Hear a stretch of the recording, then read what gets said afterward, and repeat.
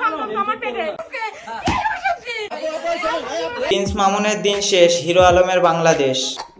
আলম ভাই যদি কাগজ দেখাইতে পারেন আপনি কি মেনে নেবেন? কাগজ তো দেখাতে পারে, মেনে নেবো। হিরো আলম ভাই মেনে নাও, মেয়েটা তোমার থেকে কিন্তু সুন্দর আছে।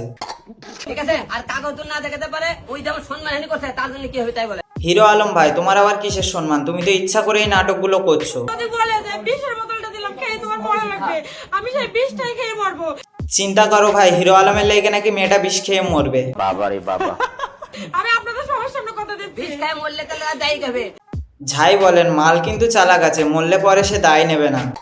তাই না, কেন তাই না? যদি আমি কাগজ না দেখাতে পারি, দায় তো আমরা কেন ফেসবুকে অ্যাকাউন্ট খুলেছিলাম। যদি আমি কাগজ না দেখাতে পারি, আপনি এতটা নিষ্ঠুর হয়েন না। প্লিজ বাবা হিরো আলম, তুমি এতটা নিষ্ঠুর হইও না। আপনারা বলেন, আপনারা পাগলামি করেছেন এতদিন আমার ভালোবাসা পাওয়ার জন্য। এতদিন মেয়েটার ভালোবাসা পাওয়ার জন্য পাগলামি করেছে, আর সময় আসতে পাল্টি মেরেছে।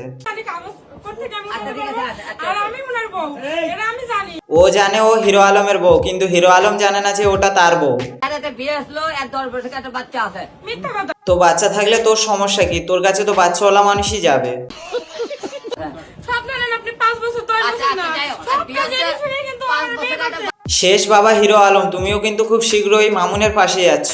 সে আমার বিয়ে করেনি, সে কি বিয়ে করেনি তাই বলো। তোমরা সবাই কি জানো? হিরো আলমের কলিজায় পানি নাই, আজকের ওর খবর আছে। এই যে বাচ্চাগুলো নষ্ট করলো, এখন যে আমি প্রেগন্যান্ট, সবকিছু অস্বীকার যায়। আপু তুমি জেনে শুনে হিরো আলমের কাছে গেছো কেন? ও তো একটা ভণ্ড। তুমি কি বিয়ের টাইমে ছিলা যখন বিয়ে করে? বিয়ে করা লাগেনি, বিয়ে ছাড়া তুমি অকাম করেছো, সেটা আমরা বুঝে গেছি। কিছু প্রমাণ আমি দিচ্ছি, ওই রুমে তো আমরা ঢুকতে দিচ্ছি না।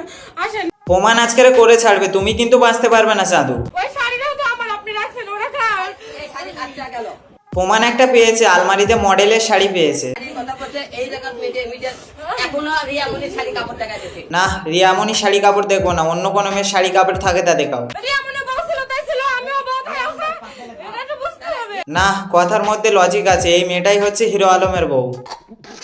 বিভিন্ন মেয়ের কাপড় থাকে না, শুটিং করে বিভিন্ন মেয়ের কাপড় থাকে বলে তো এই অশান্তি আজকে। ভাই আমার কিন্তু হিরো আলমের জন্য অনেক মায়া হচ্ছে, মেয়েটা মনে হচ্ছে অনেক রেগে আছে। বেড়ে আমি শুই, সেই বেড়ে বিভিন্ন মেয়ে নিয়ে এসেও থাকে।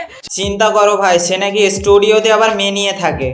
অনেক সহ্য করেছি আমি, আল্লাহ, আমি আর পারছি না, আল্লাহ। প্লিজ আপা, ওকে প্রিন্স মামুনের কাছে পাঠানোর একটা ব্যবস্থা করেন। এখন তো বল, আপনি আমার জীবনে কি নষ্ট করলেন? ক্যামেরাম্যান আর সাংবাদিক যদি না থাকতো আজকে তোমার খবর ছিল। আমি আপনার পাগলের মতো ভালোবাসি, এটাকে বাবা খেয়ে তো মাথা ঠিক আছে। শরীরে নেই এক ফোঁটা শক্তি, সে আবার নাকি মেয়ে নিয়ে থাকে স্টুডিওতে। আবার মদ খেয়ে মাথা ঠিক নাই। আমি খাই না, এই কথা আমি মদ খাই খাই, না। বাবা খাই তো। এ বাবা খেয়েছে মানে তুমি এটা কি বলছো? তাহলে এখন দয়া করে তুই এখান থেকে যাবি, 2 দিন পরে আসবে কাগজ দিয়ে সবার সামনে। এখন কার কথা বিশ্বাস করবো বলো তো? একটা টেনশনের মধ্যে ফেললো। বলেন, কাগজ নিয়ে আসার পরে মানুষজন বলে তুই দেখাতে পারি। আপনি মেনে নেবেন তো? আমি মেনে নেবো না। খেলা কিন্তু এখানে শেষ না, 2 দিন পরে বিয়ের কাগজ নিয়ে হাজির হবে। ততক্ষণ তোমরা সুস্থ থাকো, আর ভিডিওটা ভালো লাগলে লাইক কমেন্ট শেয়ার করে দেবে।